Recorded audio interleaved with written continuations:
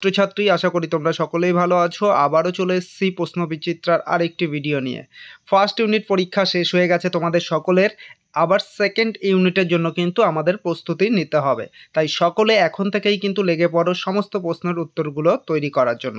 চলো তোমাদের জন্য ষষ্ঠ শ্রেণীর বাংলা ইউনিট টুর প্রথম সেটটি নিয়ে চলে এসেছি। প্রথম সেটের সমস্ত প্রশ্ন উত্তর এই ভিডিওর মাধ্যমে করে দিয়েছি, তোমরা সম্পূর্ণ দেখবে, না হলে কিন্তু অনেক কিছু মিস করে ফেলবে। আর তোমরা যারা আমাদের এই হেল্প ফর এডুকেশন চ্যানেলে নতুন, চ্যানেলটিকে সাবস্ক্রাইব করো এবং পাশে থাকা বেল আইকন বাজিয়ে দাও যাতে সমস্ত নোটিফিকেশন সবার আগে পেয়ে যাও। চলো তাহলে সমস্ত প্রশ্ন উত্তরগুলো দেখে নিই। দেখো প্রথমেই রয়েছে একের দাগে সঠিক উত্তর বেছে নিয়ে লেখো, যে কোনো একটি করতে বলেছে। দেখো প্রশ্ন রয়েছে দেওয়াল চিত্র এঁকে থাকেন সাধারণত গ্রামের, উত্তরটি হবে মেয়েরা। দ্বিতীয় প্রশ্নটি দেখো মানভূম দেয়াল চিত্রের প্রতীক বলা হয়, উত্তর হবে পদ্মকে। এবার দেখো দুইয়ের দাগের প্রশ্ন রয়েছে, যে কোনো চারটি প্রশ্নের উত্তর দাও। প্রথম প্রশ্ন রয়েছে পিঁপড়ে নিজেকে বাঁচানোর জন্য কি করলো, উত্তরটি দেখো ঘাসের পাতার নিচে আশ্রয় নিল। দ্বিতীয় প্রশ্নটি রয়েছে এটুকু জমি খালি রাখা যাক কোন গদ্যাংশ থেকে নেওয়া হয়েছে, উত্তরটি দেখো ফাঁকি গদ্যাংশ থেকে নেওয়া হয়েছে। দুইয়ের 3 নম্বর প্রশ্ন হাটে সন্ধ্যা প্রদীপ জ্বলে না কেন, উত্তরটি দেখো বেচাকেনা ছেড়ে বেচাকেনা সেরে, এখানে ছেড়ে হয়ে গেছে, ওটা সেরে হবে, হ্যাঁ।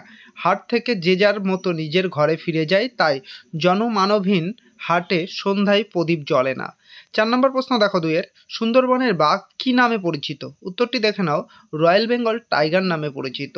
5 নম্বর প্রশ্ন বন্ধু ভাই ভয় তুমি পেও না, না কে কাকে কথাটি বলেছে, উত্তর ঘাসের পাতা পিঁপড়েকে বলেছিল। এবার দেখো 3-এর দাগের প্রশ্ন সংক্ষেপে যে কোনো 5টি প্রশ্নের উত্তর দাও। প্রথম প্রশ্ন 3-এর 1-এর বাঘ জননী লজ্জা পেয়েছিল কেন, উত্তরটি দেখো খিদের চোটে ছোট্ট বাঘ কাদায় নেমে মিনি মৎস্য ধরতে গিয়েছিল। এমন কাজ সাধারণত ভদ্রা করে থাকে, বাঘের পক্ষে এই কাজ অপমানজনক, কিন্তু ছোট্ট বাঘ তাই করেছে। সন্তানের এইরূপ কাজে বাঘ জননী লজ্জা পেয়েছিল। এবার 3-এর 2-এর প্রশ্ন দেখো পাতা গাছের কি প্রয়োজনে লাগে, উত্তরটি দেখো গাছের পাতা সালোকসংশ্লেষ পদ্ধতিতে খাদ্য তৈরি হয়, অর্থাৎ খাদ্যের জন্য গাছ তার পাতার উপরেই নির্ভরশীল। তারপর 3-এর প্রশ্ন দেখো তুই করবি বাগান, বাবা কেন এমন মন্তব্য করেন, উত্তরটি দেখো রাজকিশোর পট্টনায়কের ফাঁকি গল্পে গোপালের বাবা এমন মন্তব্য করেন কারণ ছেলে আম গাছ না লাগিয়ে ফুলের বাগান করতে আগ্রহী দেখে বাবা বলেন তাদের বাগানের মাটি বেলে মাটিতে জল দেওয়ার ও লাগিয়ে সুবিধা নেই। এর উত্তরে গোপাল যখন বলল সে নিজে হাতে জল দেবে এবং ফুল গাছে, তখন বাবা রেগে গিয়ে বলেছেন যে নাকি নিজের হাতে জল তুলে স্নান করতে পারে না সে গাছে জল দেবে। এই কারণে লেখক বলেছেন তুই করবি বাগান। দেখো 3-এর 4 নম্বর প্রশ্নটা দুদিনের ঘর বলতে কবি কি বুঝিয়েছেন, ভালো করে উত্তরটি দেখো, এই প্রশ্নটা কিন্তু খুবই ইম্পর্টেন্ট। পৃথিবীতে আসা যাওয়া কেবল স্বল্প সময়ের খেলা, কবি এ কথা জানেন, বা যারাই আমরা জীবজগতে আমরা যারাই প্রাণ নিয়ে এসেছি আমাদের আজ আছি কাল নেই, সেই কথাটাই কিন্তু কবি বুঝিয়েছে। যে কোনো প্রাণের নিতান্ত অল্প সময়ের জন্য পৃথিবীতে আসে, আদর সোহাগ ভালোবাসা তারা একদিন ঘর বাঁধে, আবার সময় হলে একদিন তা সব কিছু ফেলে চলে যেতে হয়। সুতরাং দুদিনের ঘর বলতে পানিকুলের ক্ষণস্থায়ী অবস্থাকে বুঝিয়েছেন কবি। 3-এর 5 নম্বর প্রশ্নটা দেখো মেয়েরা কখন কিভাবে ভাদুলি ব্রত পালন করে, উত্তরটি দেখো ভালো করে বর্ষার শেষের দিকে গ্রামের মেয়েরা ভাদুলির ব্রত পালন করে। প্রাচীনকালে বাণিজ্যে যাওয়ার প্রিয়জনের নিরাপদে ফিরে আসার কামনায় বাড়ির মেয়েরা এই ব্রত পালন করত। সওদাগরেরা বাণিজ্য যাত্রা না থাকলেও ব্রতটি এখনও থেকে গেছে। এই মত পালন করার জন্য মেয়েরা মাটিতে আলপনা দেয়, যার মধ্যে 7 সমুদ্র 13 নদীর ছড়া বা এই ধরনের ছবি আঁকা হয়, কাটা পর্বত যেমন থাকে তেমনই থাকে, ভেলায় চড়ার চিত্র, এরপর নদীকে ডেকে স্বামী বাবা ভাই বোনের জন্য ব্রাগ্রত জানিয়ে ছড়া বলে, এইভাবেই মেয়েরা ভাদুলির ব্রত পালন করত। এবার দেখো তারপরে 3-এর 6 বাজে আয়ু আশি বিদ্রুপ বাঁশির কবির মনে এমন হবার কারণ কি, দেখো উত্তরটি কবি যতীন্দ্রনাথ সেনগুপ্ত তার হাট নামক কবিতার তীরে একটি হাটের চিত্র তুলে ধরতে গিয়ে হাটের দোকানে দোচালার কথা বলেছেন। সন্ধ্যা নামলে দোকানের দিবসকালীন ব্যস্ততার যে লেশমাত্র অবকাশ থাকে না সেই চিত্র তুলে ধরেছেন।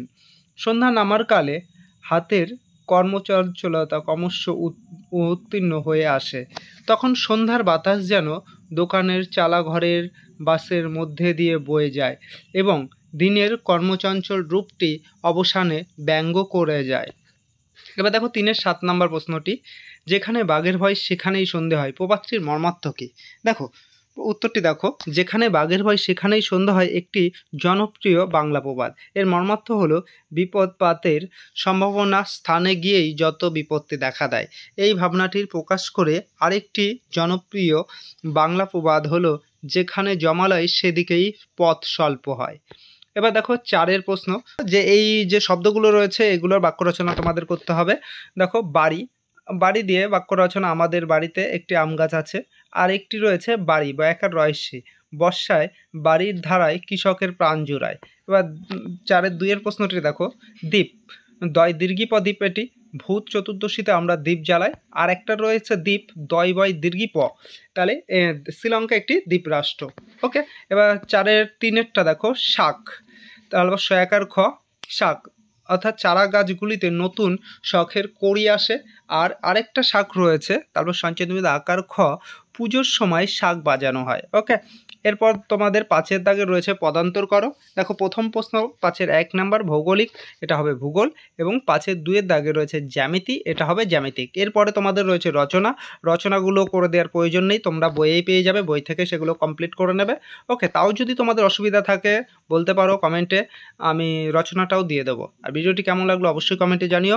আর আমাদের এই ভিডিও কে কোথা থেকে দেখছো কমেন্টে বলো তুমি কোথা থেকে আমাদের ভিডিওটি দেখছো। আবারও দেখা হবে তোমাদের সঙ্গে আরেকটি ভিডিওর সঙ্গে।